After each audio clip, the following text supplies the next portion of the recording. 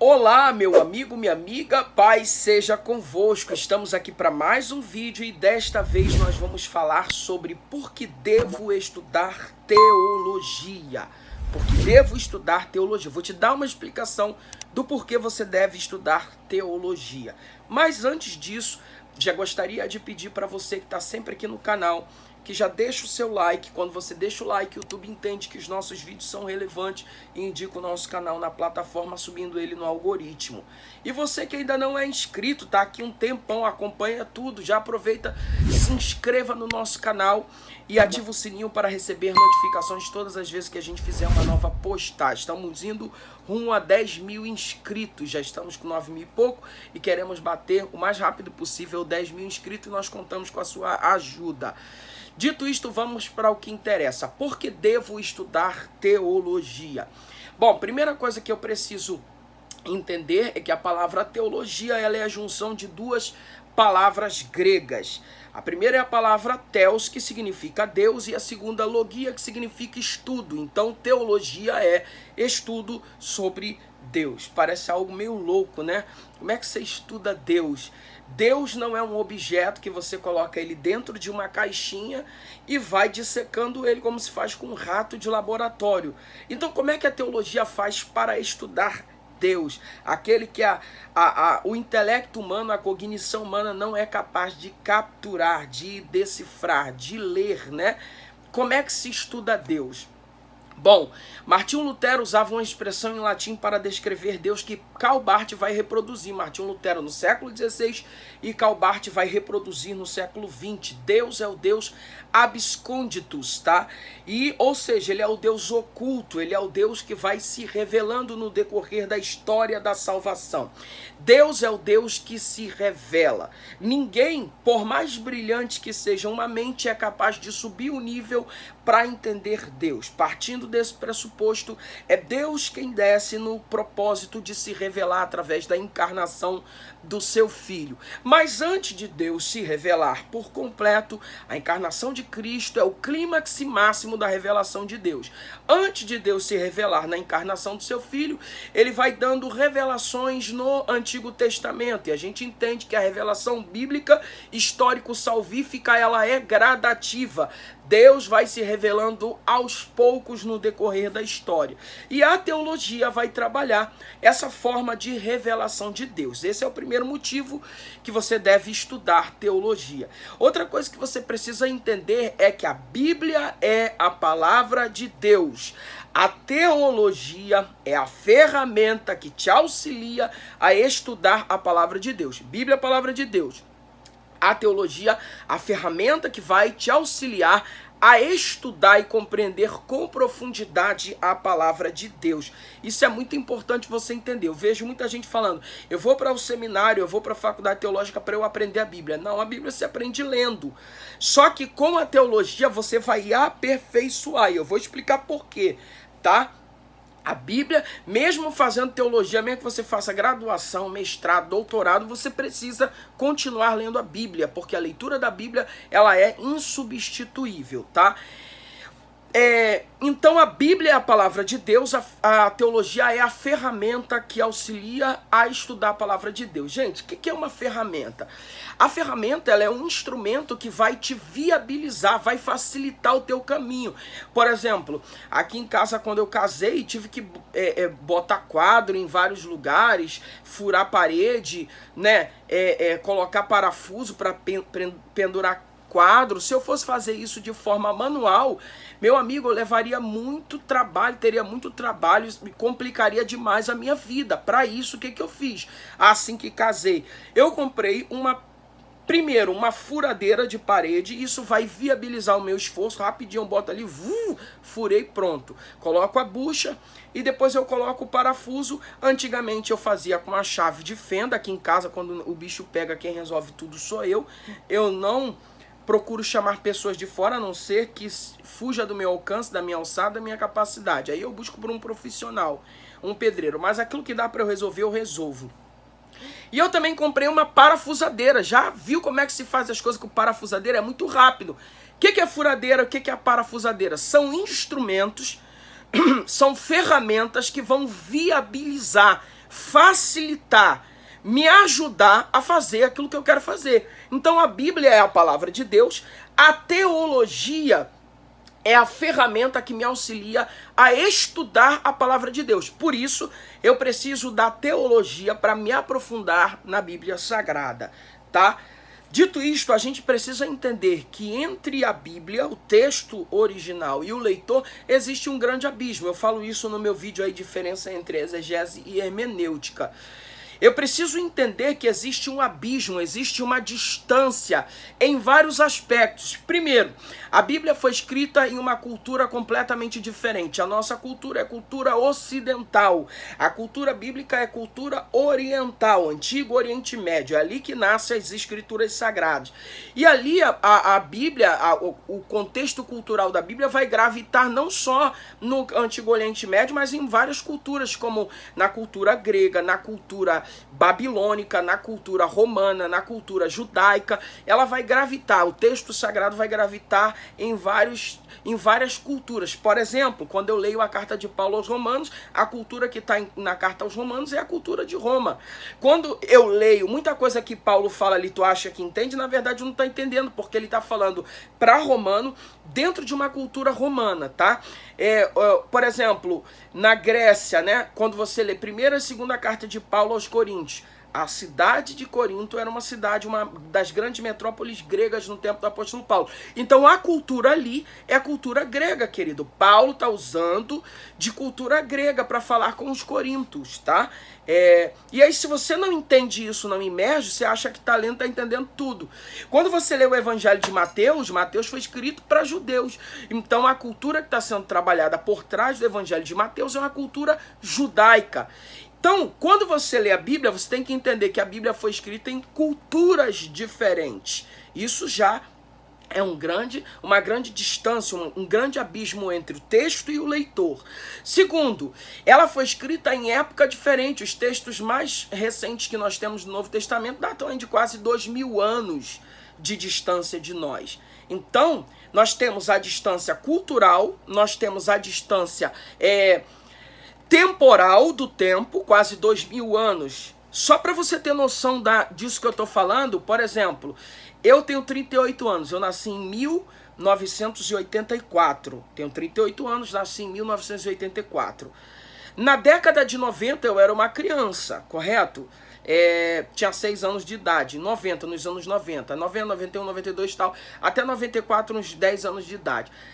A minha geração de criança e adolescente naquela época é completamente diferente da geração de criança e adolescente de hoje. Porque tudo mudou, meu amigo. Na minha época se brincava de bolinha de gude, búlica, triângulo. Quem é das antigas aí vai se identificar. Soltava pipa, soltava peão. Pipa ainda se solta hoje. Mas rodava peão. Enfim, brincava de pique-pega, pique-esconde, pique-lata, fazia uma série de coisas que as crianças de hoje, atualmente, não faz. Percebe? Eu tô falando de 20 anos de distância, tá? Eu tô falando de 20 anos de distância, já mudou-se completamente a cultura brasileira.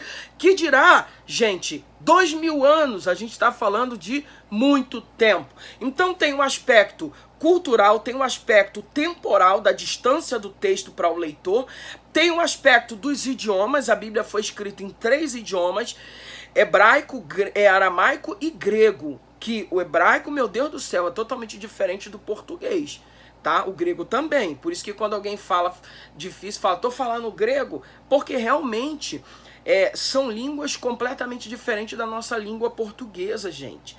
Então tem um aspecto cultural, tem um aspecto temporal, tem um aspecto linguístico e um aspecto geográfico. A geografia da Palestina é montanhas, desertos, mares, lagos, enfim, uma série de coisas, vales, e muito diferente da nossa geografia. Então só aí você entende que a Bíblia ela é um livro muito diferente. Para eu entender, eu preciso imergir dentro dessa cultura.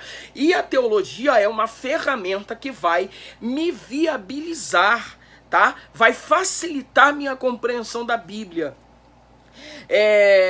Em matérias de teologia, por exemplo, como hermenêutica, exegese, vai te facilitar a compreensão de vários princípios de traduções que a Bíblia foi escrito.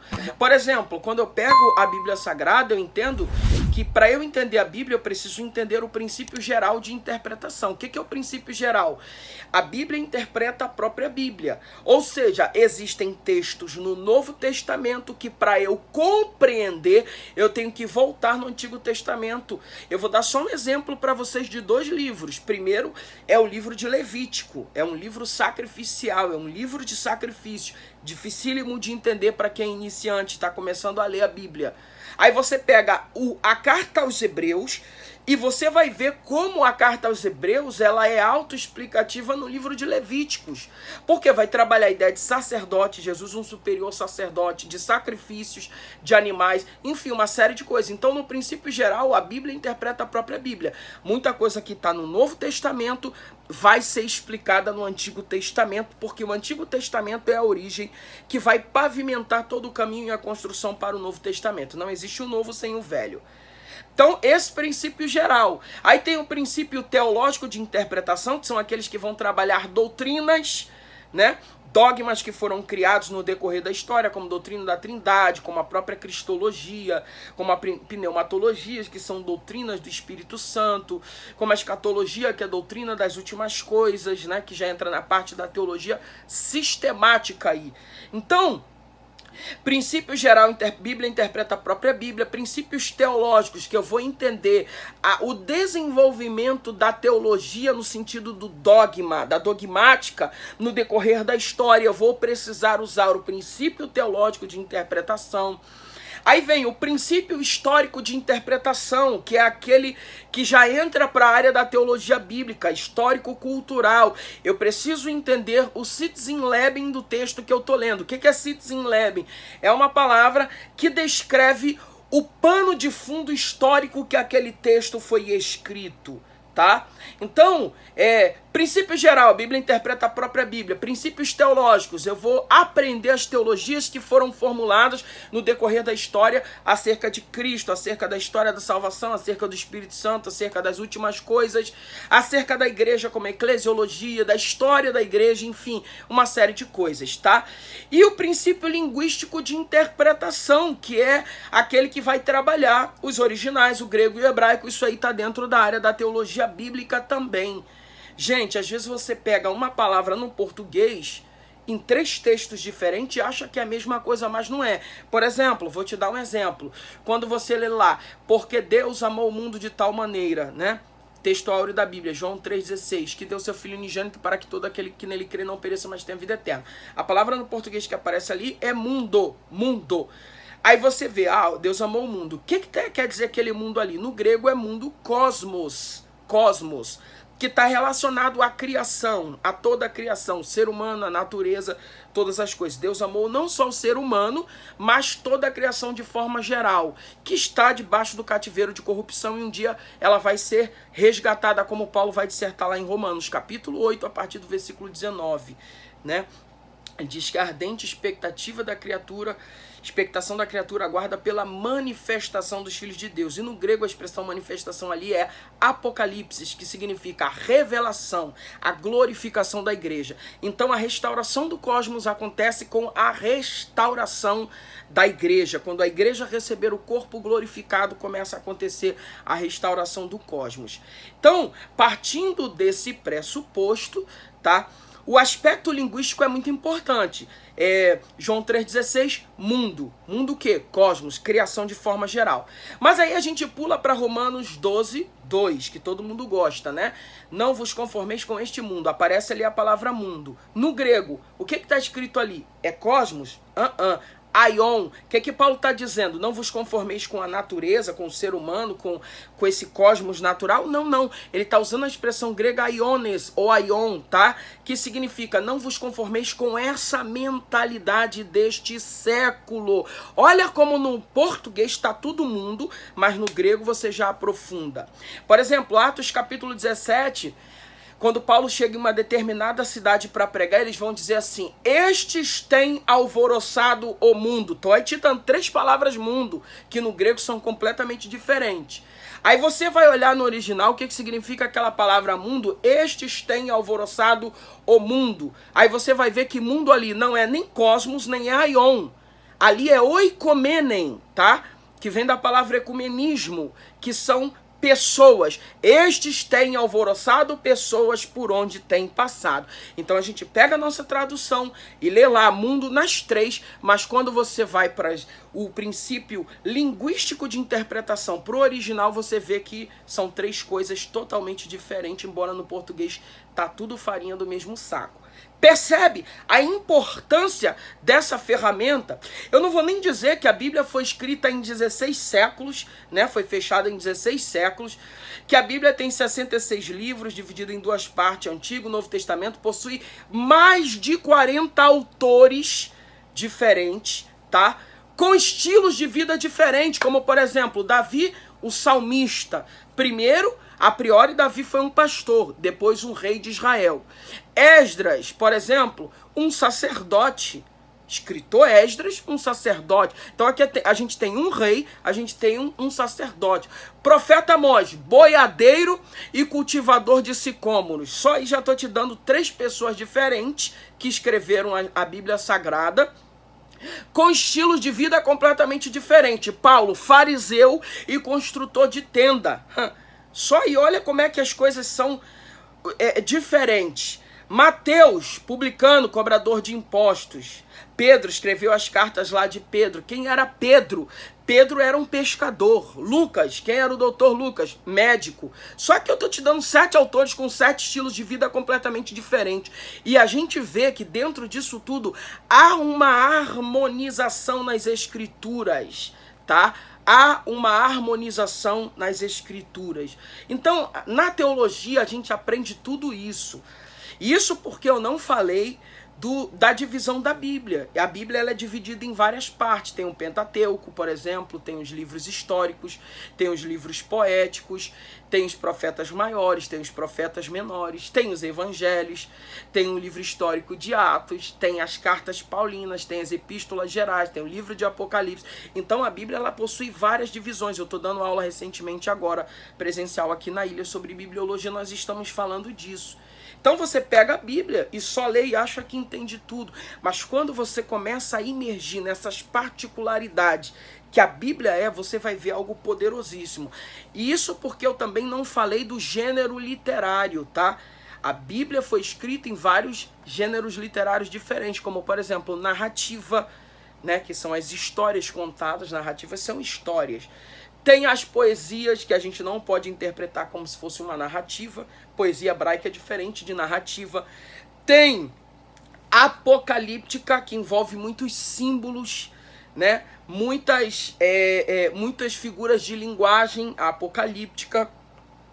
Tem as leis, tem as profecias, enfim, são gêneros literários diferentes uns dos outros. Então eu não posso ler Gênesis do mesmo jeito que eu leio o Apocalipse. Eu preciso entender o gênero literário e como a metodologia daquele gênero literário apocalíptico se aplica.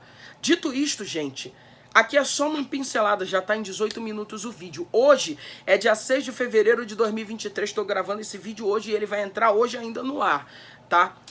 É por isso que você deve estudar a Bíblia, porque a Bíblia é a palavra de Deus, mas a teologia é a ferramenta que te auxilia a se aprofundar na palavra de Deus. Dito isto, eu disse que no final eu tinha uma notícia para dar para vocês, tá?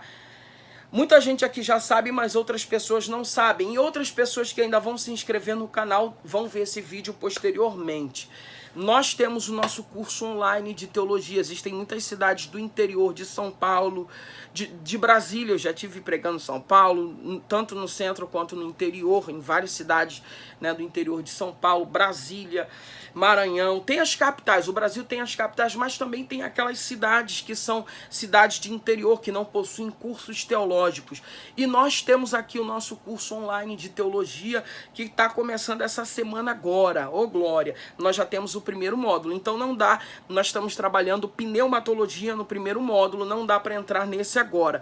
Mas no mês de março, se você desejar fazer parte, eu vou deixar o número do Zap aqui agora, ó, tá aqui o Zap aqui agora. Você pode entrar em contato comigo e eu vou te informar direitinho lá.